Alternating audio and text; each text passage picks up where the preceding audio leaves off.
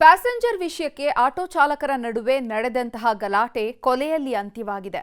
ಊರಿನ ಜಾತ್ರೆಗೆ ಬಂದ ಭಕ್ತರ ಮುಂದೆಯೇ ಹೊಡೆದಾಟ ನಡೆದಿದ್ದು, ಇನ್ನೇನು ಹಸೆಮಣೆ ಏರಬೇಕಾದ ಚಾಲಕ ಮೃತಪಟ್ಟಿದ್ದಾನೆ.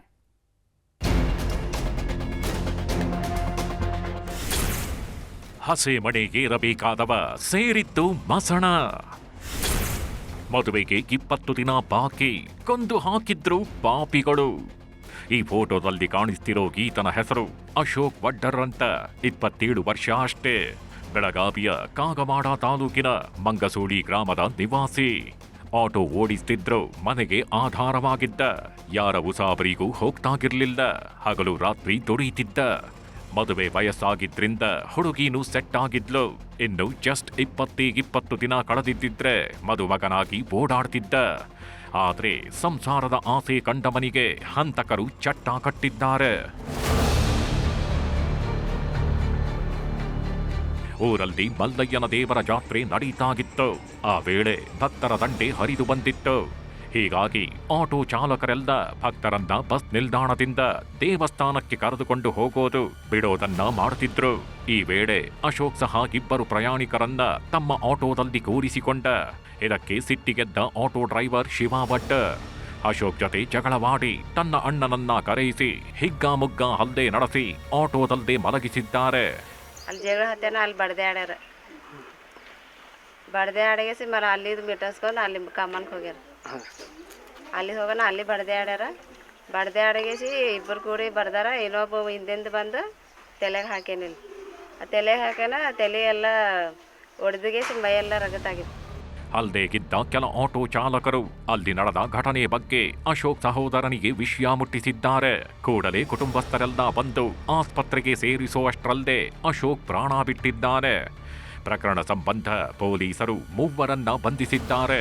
ಅಶೋಕ್ ಮಾರುತಿ ವಡ್ಡರ್ ಎಂಬನು ಮತ್ತು ಶಿವ ಸಂಪಾಜಿ ವಡ್ಡರ್, ಸಾಗರ್ ಸಂಪಾಜಿ ವಡ್ಡರ್, ವಿನೋದ್ ಸಂಪಾಜಿ ವಡ್ಡರ್. ಶಿವ, ಸಾಗರ್, ವಿನೋದ್ 3 ಜನ ಅಣ್ಣ ತಮ್ಮ. ಈ ಅಶೋಕ್ ಅವನು ಇನ್ನೊಂದು ಆಟೋ ಓನರ್ ಇದ್ದಾನೆ. ಸೊ ಇವರಿಬ್ಬರಿಗೆ ಗಲಾಟೆ ಆಗೋ ಸಂದರ್ಭದಲ್ಲಿ ಕಟ್ಟಿಗೆ ತಗೊಂಡು ಈ ಅಶೋಕ್ ಮಾರುತಿಯನ್ನು ಹೊಡೆದಿರೋದು ಕಂಡು ಬಂದಿರುತ್ತದೆ. ಒಟ್ನಲ್ಲಿ ಕ್ಷುಲ್ಲಕ ಕಾರಣಕ್ಕೆ ಮದುವೆ ಬಗ್ಗೆ ನೂರಾರು ಆಸೆ ಕಂಡಿದ್ದ ಅಮಾಯಕನನ್ನ ಮಸಣಕ್ಕೆ ಕಳಿಸಿದ್ದು ಮಾತ್ರ ಘನಘೋರ. ಮದುವೆ ತಯಾರಿಯಲ್ಲಿದ್ದ ಮನೆಯಲ್ಲೀಗ ಸೂತಕದ ಛಾಯೆ ಆವರಿಸಿದೆ.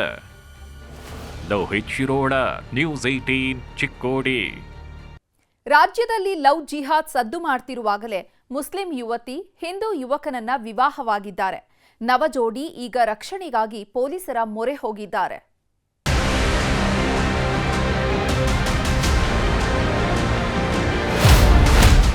ಹಿಂದೂ ಹುಡುಗ ಮುಸ್ಲಿಂ ಯುವತಿ ಕಲ್ಯಾಣ. ಪ್ರೀತಿಸಿ ಜೋಡಿ ಹಕ್ಕಿ ಮದುವೆ, ಹೆತ್ತವರೇ ಆದ್ರೂ ವಿಲನ್. ರಾಜ್ಯದಲ್ಲಿ ಲವ್ ಜಿಹಾದ್ ಕಿಚ್ಚು ಕಾಡ್ಗಿಚ್ಚಿನಂತೆ ಧಗಧಗಿಸ್ತಾ ಇದೆ.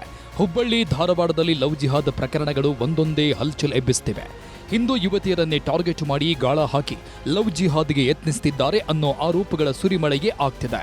ಇಷ್ಟೆಲ್ಲ ಗಂಭೀರ ಚರ್ಚೆಗಳ ಮಧ್ಯೆ ಇಲ್ಲೊಂದು ಜೋಡಿ ಮಧ್ಯೆ ಧರ್ಮವನ್ನು ಮೀರಿದ 3 ಗಂಟಿನ ನಂಟು ಬೆಸೆದಿದೆ. ಹಿಂದೂ ಹುಡುಗ ಮುಸ್ಲಿಂ ಯುವತಿ ಕಲ್ಯಾಣವಾಗಿದ್ದೇ ಹೆತ್ತವರು ವಿಲನ್ ಆಗಿದ್ದಾರೆ.